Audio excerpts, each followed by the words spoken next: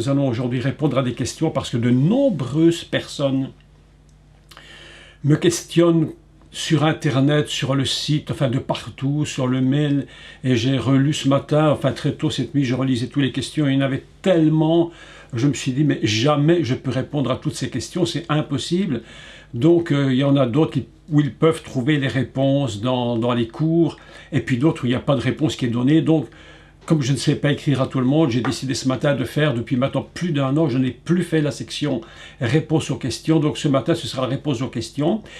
Pour certains, ce sera des choses évidemment connues, et puis pour d'autres, probablement des choses qu'elles ne savent pas, et je vais donc essayer, tenter de vous répondre le mieux possible à ces questions. Donc, j'en avais choisi combien? J'en avais choisi ce matin, il y en a des dizaines, mais je vais faire un choix dans toutes ces questions. J'ai choisi les questions qui me paraissaient importantes. Alors, sur la Torah, oui, la différence entre le Tanakh et la Torah, parce que certains ne savent, vous savez, c'est incroyable, mais des gens ne savent pas ce qu'est la Torah. Voilà, ils ignorent qu'est-ce que c'est que cette Torah. Le Tanakh, voilà, beaucoup ne savent pas, donc je vais expliquer en quelques minutes cette question. La deuxième, c'est beaucoup plus complexe et ça demande, c'est une réponse avec des milliards de parenthèses parce que c'est très compliqué. Y a-t-il eu une pré-création avant la création? Question tout à fait surprenante, mais dont la Torah nous donne quelques idées tout à fait surprenantes. Et puis, une question très importante qui est souvent revenue, c'est est-ce que l'on peut perdre son salut lorsqu'on a connu qui est le Messie, qu'il nous a sauvés de nos péchés, et peut-on perdre son salut?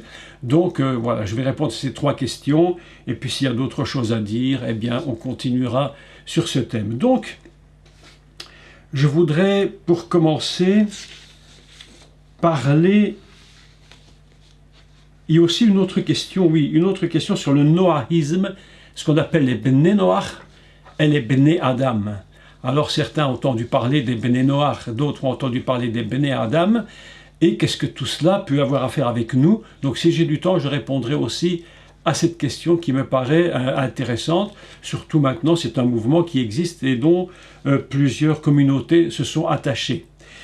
Je vais donc commencer par expliquer en quelques mots qu'est-ce que la différence entre le Tanakh et la Torah. Alors, pour parler du Tanakh, disons premièrement que la Bible chrétienne, ce qu'on appelle donc protestants, catholiques, etc., et en fait toutes les dénominations qui tournent autour et toutes les sectes, ont, elles, 66 livres qui comprennent évidemment ce que nous appelons l'Ancien Testament plus le Nouveau Testament.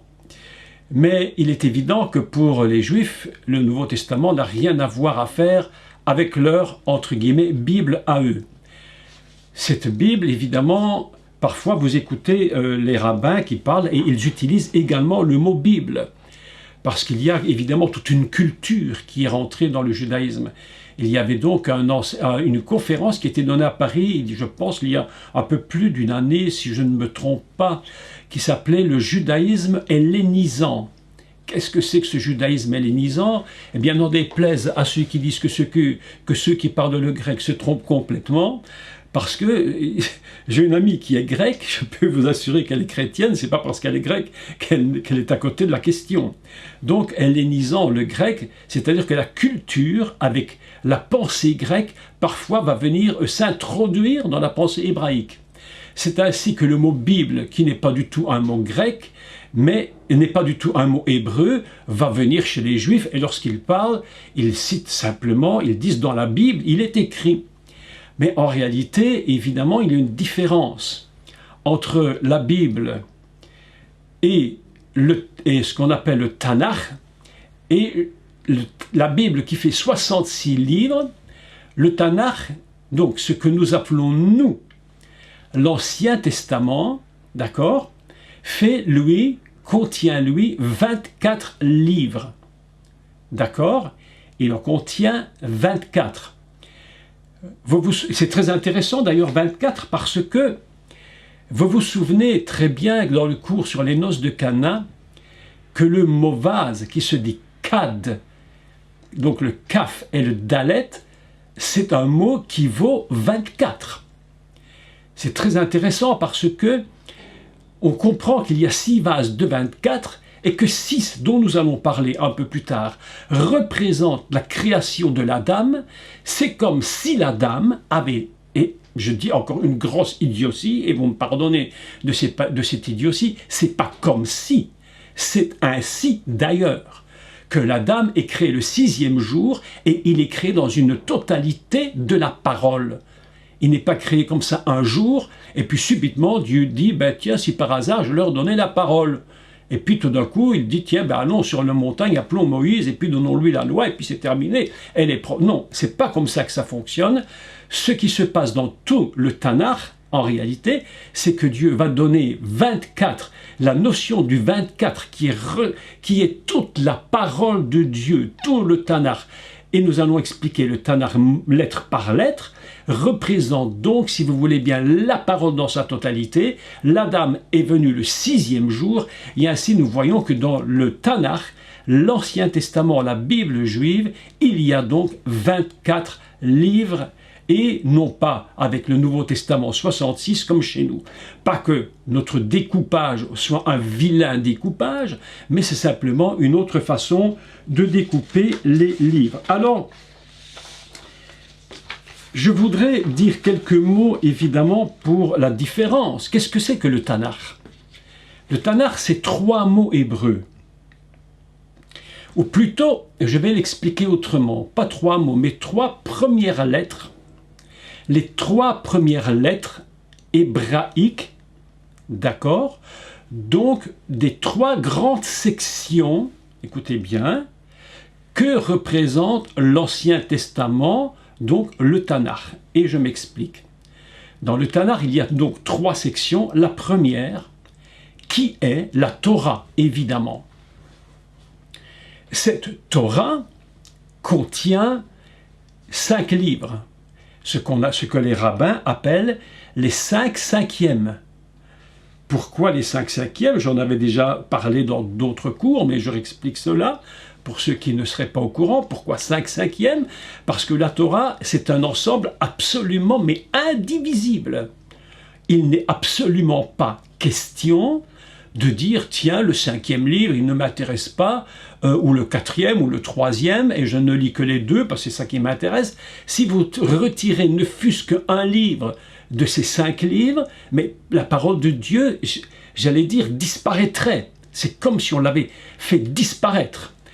C'est comme un gâteau 4 quarts, hein, vous savez comment on fait un gâteau 4 quarts, hein? C'est très facile à faire d'ailleurs. Un quart, un quart, un quart, un quart, tu fais le mélange, tu cuis et tu as ton gâteau. Si tu fais 3 quarts pour un 4 quarts, tu n'as même plus un gâteau, tu as une catastrophe dans ton four. Donc c'est très simple de comprendre ce qu'est un 4 quarts, c'est 4 parties égales qui forment un tout. Et la Torah, c'est 5 parties égales, ce qu'on appelle les 5 cinquièmes, qui forment un tout, absolument indivisible. Mais donc, ces 5 livres, vous les connaissez tous maintenant, je les cite en français et en hébreu. Alors pour tous ceux qui connaissent évidemment le français, c'est le livre de la Genèse, c'est-à-dire le commencement, ce qu'on appelle le Bereshit en hébreu. Bereshit, un mot absolument fabuleux, puisqu'il contient en lui une quantité de données impressionnantes.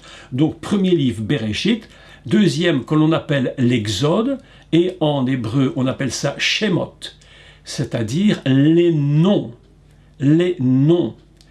Le troisième, c'est ce qu'on appelle Lévitique, c'est-à-dire le livre qui parle des systèmes des sacrificateurs, et qu'on appelle en hébreu Vaïkra, qui signifie en réalité « il a crié ».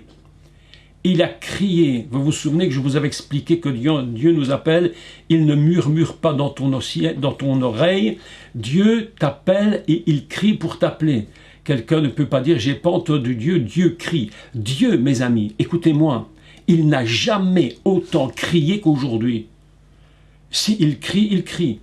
Mais il crie aujourd'hui d'une façon absolument incroyable, et l'homme est devenu, j'allais dire, tellement sourd, tellement sourd qu'il n'entend même plus le cri de Dieu qui lui dit « Arrête, arrête, repartons à zéro ». Mais il est sourd, il ne comprend pas. Ça, c'est le livre de Vaïkra, troisième livre de la Torah. Puis le livre suivant, qu'on a appelé le nombre, Bamidbar Devarim. D'accord? Ça, c'est ce qu'on appelle donc la Torah. Quand on parle de Torah, on parle de ces 5 livres. Et c'est la première lettre, on va prendre la première lettre, d'accord? On va prendre cette première lettre pour former le mot Tanakh. Le Tanakh, d'accord? Et puis, la deuxième lettre qui est le Nun. Lui est une lettre qui vient de ce qu'on appelle les Nevi'im. Nevi'im qui sont les prophètes. Alors, il y a quelques points importants au sujet des Nevi'im et qu'on n'a pas en français. C'est que si vous allez dans une recherche sur Google, sur par exemple la Bible hébraïque, et vous cherchez dans le livre des rois. Évidemment, vous allez aller chercher probablement dans les livres historiques, puisque c'est les livres des rois. Mais dans la Bible hébraïque, les livres des rois fait partie des prophètes. Lorsque vous prenez un roi et 2 rois, ce sont les prophètes. D'accord ? Très important. Les prophètes. Puis, alors il y a 1 Samuel et 2 Samuel qui ne forment qu'un seul et même livre. On appelle ça Nevi'im. Puis, nous avons, chose assez surprenante d'ailleurs, ce qu'on appelle les Ketuvim. Alors, Ketuvim s'écrit avec un kaf. C'est la lettre qui représente une main comme ceci, vous voyez, que vous avez cette forme de main, comme ça, cette lettre en forme de main, le creux de la main. Ce qu'on appelle le creux de la main en hébreu s'appelle kaf. Et là, vous avez donc ce qu'on appelle Ketuvim. Et c'est très intéressant, Ketuvim, parce que ça produit un autre mot, un mot qui signifie les écrits. Les écrits. Kotev veut dire écrire. D'accord? Ça va produire un jeu de mots très intéressant dans l'histoire de Noach. Lorsque l'on parle de Noach, on parle à ce moment-là de l'arche Teva. Et qu'on fait Kotev, on a la même racine qui signifierait donc que l'arche, en réalité, c'est comme un mot écrit. Vous voyez, c'est surprenant quand même, hein? C'est un texte très surprenant. Donc nous avons le Tanakh Torah, Nevi'im, Ketuvim, les écrits. Et qu'est-ce que sont les Ketuvim? Les Ketuvim, ce sont tous les autres livres, dont d'ailleurs un livre très étrange que les Juifs ont mis dans les Ketuvim et que nous, les chrétiens, nous mettons dans les prophètes. Et c'est très surprenant, d'ailleurs, je ne sais pas pourquoi ils l'ont fait, mais le livre de Daniel, si vous cherchez Daniel dans une recherche sur Internet avec un moteur de recherche en hébreu, eh bien, vous n'allez jamais trouver Daniel dans les prophètes, par exemple. Vous allez trouver Daniel dans les Ketuvim, dans les écrits. Pourquoi ?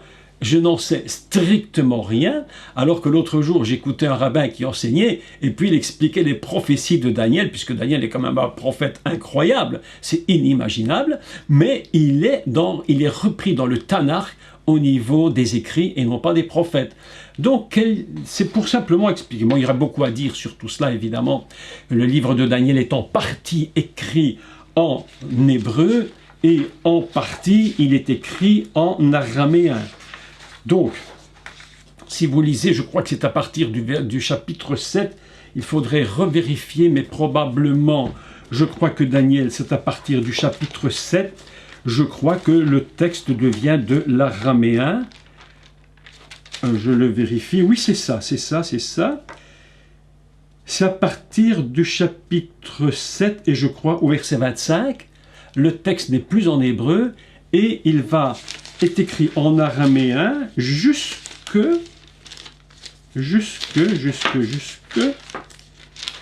Attendez, je vais vous dire cela, pour ne pas de faire une erreur.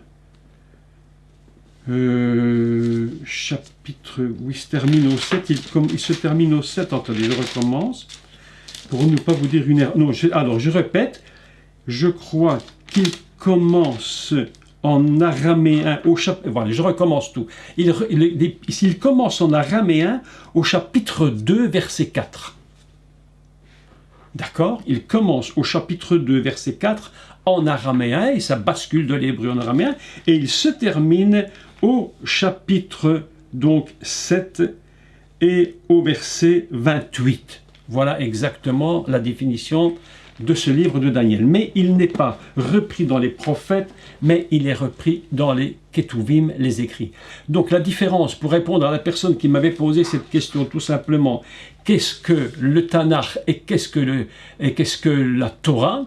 En réalité, la Torah, c'est les 5 premiers livres du Tanakh. Et le Tanakh, lui, c'est la Torah, les prophètes et les écrits. D'accord? Jusque-là, c'est absolument simple. Je ne vais pas rentrer dans 1001 explications de chaque livre. Ce serait vraiment très très long. Déjà, rien que la Torah elle-même est très importante au niveau de la compréhension des mots qui commencent. Vous savez que, un petit conseil que je voudrais vous donner. Lorsque vous lisez la Torah, il est toujours intéressant de regarder comment commence un livre et comment il se termine. Parce que le début et la fin d'un livre nous révèlent beaucoup de choses. Ce qui est extraordinaire dans le livre de Bereshit, par exemple, il commence avec la création du monde et il termine avec l'enterrement de Joseph. Surprenant quand même, hein? Et lorsqu'on arrive à lire le début d'un livre et la fin d'un livre, on a une idée de ce que représente ce livre. Et puis ce livre va faire des enchaînements et vous regardez le début d'un livre et la fin de l'autre livre, et ainsi ça nous donne une compréhension différente du texte. Donc c'est juste simplement une petite explication que je vous donne en plus, mais très très très intéressante, et on n'oublie jamais que chaque mot de la Torah est à la fois en lui-même, c'est un peu fou à le dire, mais chaque mot de la Torah, chaque lettre de la Torah contient en elle-même absolument la totalité de toute la Torah. Et c'est là la puissance de ce texte. Et lorsque vous lisez les prophètes, par contre, je dois rajouter quelque chose absolument important, il ne faut pas que je l'oublie, c'est que ces 3 sections, Torah, prophète, écrit, en réalité ne sont qu'une seule et même unité. C'est la raison pour laquelle, écoutez bien, c'est très important, aucun prophète ne peut prophétiser si sa prophétie n'est pas reliée en même temps avec la Torah et avec ses écrits. Il faut que tout soit une unité. C'est la raison pour laquelle l'apôtre Paul va dire à l'Église que l'esprit des prophètes est soumis aux prophètes. Parfois, c'est mal compris lorsqu'on dit ça, parce qu'on a l'impression parfois que l'esprit des prophètes est soumis aux prophètes. Ça voudrait dire que nous devons absolument toujours écouter ce que l'autre dit et il n'y a pas à discuter. Non, ce n'est pas une question d'une soumission j'allais dire un peu stupide. C'est une soumission par rapport à tout ce qui est écrit. Je ne peux jamais prophétiser hors de ce qui est écrit. C'est absolument indispensable de comprendre ça. Donc, qu'est-ce que le Tanakh? C'est un livre, comment le dire, qui est soumis à lui-même. Il se soumet à lui-même. Je n'invente rien lorsque je prophétise. D'ailleurs, si vous regardez les prophéties d'Ézéchiel, de Daniel, les prophéties d'Ésaïe et autres prophètes, vous allez constater que c'est une unité indivisible. Absolument. Ils peuvent rajouter quelque chose, mais toujours en relation avec quelque chose qui a déjà été écrit. Donc, ça c'est très important de comprendre, c'est ce grand principe du Tanakh. Torah, prophète et les écrits. D'accord? Et les 5 premiers livres, je les rappelle pour tous, Bereshit, Shemot, Vaïkra, Bamidbar, Devarim. D'accord? Donc, Bamidbar, le 4e, Devarim, le 5e. Voilà ce que je voulais donc dire en quelques mots pour la personne qui ne savait pas de quoi il s'agissait. Et maintenant, je vais simplement clôturer, parce qu'autrement on pourrait parler très longtemps sur tout ça. Et je voudrais répondre à quelque chose un peu compliqué cette fois-ci, il faut bien le dire, et je vais mettre ce que je vais expliquer maintenant, vous allez bien écouter parce que c'est un peu particulier. Lorsque j'étais jeune, en Belgique, nous avions dans nos écoles secondaires, j'avais 12, 13 ans, 14 ans, et dans les écoles secondaires en Belgique, pour ceux qui sont belges, comme Alain, qui le sait très bien, d'ailleurs en France, je ne crois pas que ce soit la même façon, en Suisse, je ne sais pas, au Canada non plus, mais en Belgique, nous avons, par la constitution belge, il faut le dire, la constitution, qu'ils essayent de changer d'ailleurs, parce que ça les dérange beaucoup, mais en Belgique, nous avons dans les écoles des cours de religion. Protestants, catholiques, hébraïques. Dans les écoles juives, ils ont donc des écoles, ils ont des écoles à eux, mais dans les écoles de l'État, il y a les cours qui sont donc protestants, catholiques et l'islam. Actuellement, les politiciens, qu'il faut le dire, tant pis je le dis, hein, tant pis, hein, d'accord, incrédules comme pas possible, qui n'en ont plus rien à faire de Dieu, plus rien à faire de Dieu, mais plus rien. Et je vais vous dire, hein, écoutez, entre nous, quand on n'en a plus rien à faire de Dieu, on n'en a plus rien à faire de rien. Il n'y a plus de respect. On ne respecte plus les professeurs. Vous savez, je vous parle avec un cœur tellement sincère et ouvert. Vous savez, avant, dans un village, qui respectait-on? Le maire, en Belgique, on dit le bourgmestre, hein, mais c'est la même chose. Le maire, le curé et le professeur, l'instituteur. Et parfois la police quand même.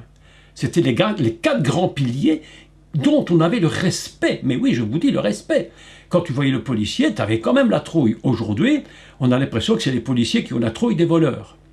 C'est eux qui ont peur des voleurs. Mais à l'époque, c'était les 4 piliers. Aujourd'hui, tout ça disparaît. Néanmoins, donc je voudrais parler de ces cours de religion. Et nous avions un professeur qui était un homme extrêmement intelligent, très connaisseur, ce qu'on appelle vraiment un docteur en théologie, hein, mais on avait 12 ans, et je crois qu'à 12 ans, je n'avais pas bien compris tout ça. Et il nous avait parlé à l'époque, tenez-vous bien, de quelque chose que j'avais absolument pas du tout compris. Il essayait de nous expliquer que probablement, je dis probablement avec des guillemets, il y avait une pré-création avant la création. Alors, la question, évidemment, était compliquée. Et ces dernières années, je réfléchissais de nouveau à ça. Je me suis dit, mais est-ce qu'il y a eu vraiment quelque chose avant la création? Est-ce que Dieu est un Dieu qui fait des tests avant de faire la finale? Est-ce que Dieu est un Dieu qui va tester son monde? Vous savez, aujourd'hui, vous avez remarqué qu'aujourd'hui, on est dans la période de test, hein, avec ce fameux vaccin où ça tourne à la catastrophe. Et tout le monde, on va tester, et puis on verra les effets. Mais je me suis dit, mais est-ce que Dieu est un testeur de création du monde? Néanmoins, il y a quelque chose de très surprenant dans la Torah. Et je voudrais vous lire ce premier passage de la Torah qui nous met dans un questionnement très, très, très intéressant. Nous prenons la Torah, mais on est obligé de la lire en hébreu, parce que si on la lit en français, on ne va absolument pas comprendre du tout de quoi il s'agit. Louis II, évidemment, bien qu'aujourd'hui, quelques-uns essaient de le critiquer, ce qui est totalement stupide d'ailleurs, parce que Louis II a fait un travail absolument mais inimaginable. Personne ne peut se rendre compte de ce que représente de traduire la Bible. Mais c'est un travail d'une vie entière. Et quand on a terminé à la fin de sa vie, on se demande si encore on l'a bien traduit. Tellement c'est compliqué, parfois impossible. Donc, selon les époques, les temps, la Torah, les textes ont été traduits selon la sensibilité de l'époque et selon la personne elle-même qui traduit. C'est très important de comprendre ça. C'est pourquoi je vous demande et je vous supplie de ne pas critiquer systématiquement les écrits en disant « ouais, ils l'ont fait exprès pour nous tromper, pour pas nous dire la vérité ». Non, c'est pas, à part quelques exceptions, c'est quasiment intraduisible. Par contre, Louis II a quand même fait une erreur au début qui, je crois, dans les nouvelles traductions a été corrigée. Je m'explique maintenant. Et pour lire et pour comprendre, il faut lire le texte hébreu, et nous prenons la Torah, et nous allons prendre le début et la fin de ce que Louis II, et que d'autres d'ailleurs avaient appelé le premier jour. Ce qu'il a appelé le premier. Il y eut un soir, il y eut un matin, ce fut le premier jour. Ça, tout le monde connaît ce texte. Aujourd'hui, c'est ainsi que tout le monde le lit. Mais si nous lisons le texte hébreu, je le lis en hébreu maintenant, Vaïi Erev, Vaïi Boker, il y eut un soir, il y eut un matin, Yom Echad, qui ne signifie absolument pas du tout, ce fut, il y eut un soir, il y eut un matin, ce fut le premier jour, c'est faussement traduit, il faut lire jour 1. Parce que premier jour se dit Yom Rishon. D'accord? Yom Rishon, premier jour. Mais la Torah n'a pas écrit premier jour, elle a écrit Yom Echad, jour 1. Je m'explique. Pourquoi est-ce étrange? Parce que tout le monde croit que ça c'était le premier jour. Mais la Torah nous dit non, attention. Et nous continuons de lire le texte et nous arrivons au verset du deuxième, la fin de ce qu'on appelle le deuxième jour, que l'on appelle Yom Sheni. Sheni, deuxième jour. D'accord?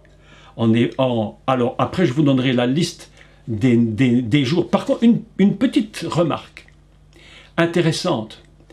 Vous pouvez lire la Bible comme vous voulez dans tous les sens, même le Nouveau Testament. Il n'est écrit jamais, et une dame me le faisait remarquer, jamais il n'est écrit lundi, mardi, mercredi, jeudi, vendredi, samedi, dimanche. Alors les gens me disent, attention, Shabbat c'est vendredi soir à samedi soir. Mais bibliquement, Shabbat c'est pas vendredi soir. Le vendredi n'existe pas. Ce qui existe, c'est 7. Le chiffre 7. Et puis nous repartons au chiffre 1. Et nous faisons donc 1, 2, 3, 4, 5, 6, 7 pour les jours de la semaine. Et non pas lundi, mardi, mercredi. Ça n'existe pas. Et c'est très intéressant. Pourquoi? Parce qu'on va toujours définir les jours dans la Torah avec le même mot. Et encore que, le mot c'est Yom, qui signifie jour. Et nous avons donc un problème qui se pose à la lecture. Un problème étrange, sur lequel il faut attirer l'attention. C'est que la Torah commence par Yom Echad, jour 1, et puis il continue par Yom Sheni, jour 2e. Et puis Yom Shlishi, jour 3e, Revi'i, 4e, etc. Et il manque un jour. Il nous manque un jour. Quel jour nous manque-t-il? Ben, le premier. Vous ne trouvez nulle part que le premier jour est dans la Torah. Je me suis posé cette question.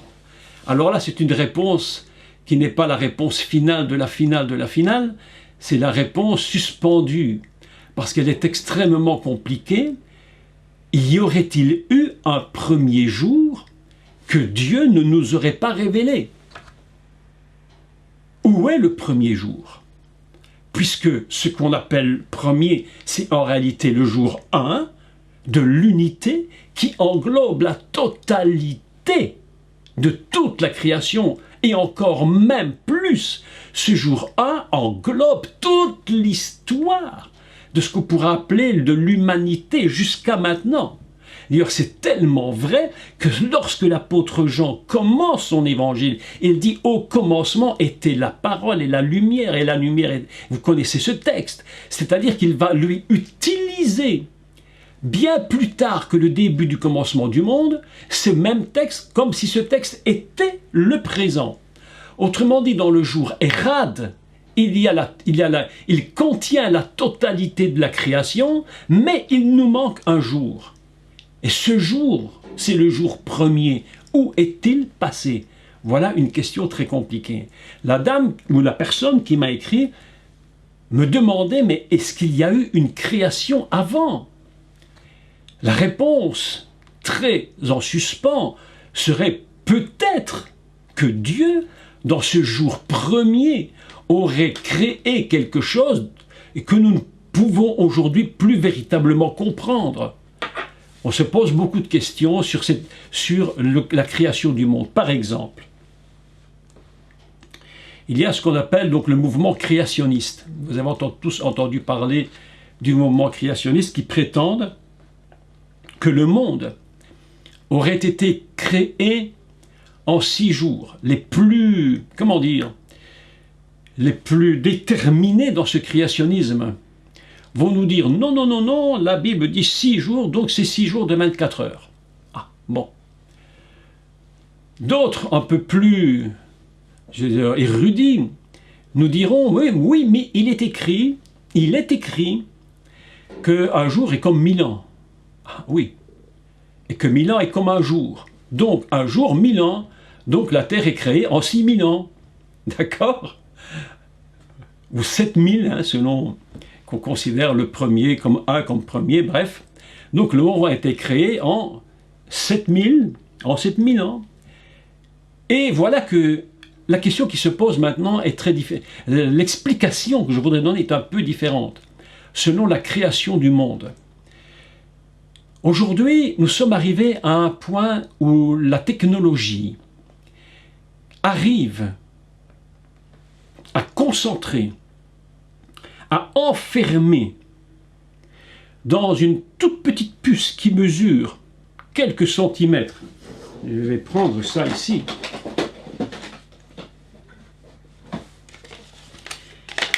Évidemment, cette petite puce que vous voyez, que vous connaissez tous, évidemment, ces petites puces, on les connaît tous, hein, vous les voyez là.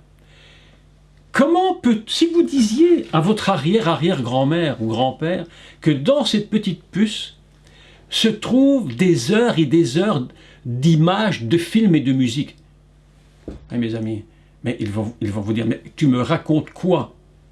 Et quand je prends cette petite puce, je peux encore enlever la plus petite qui est à l'intérieur, qui est encore plus petite, et cette petite puce contient des heures et des heures de musique, de couleurs, d'images, une histoire.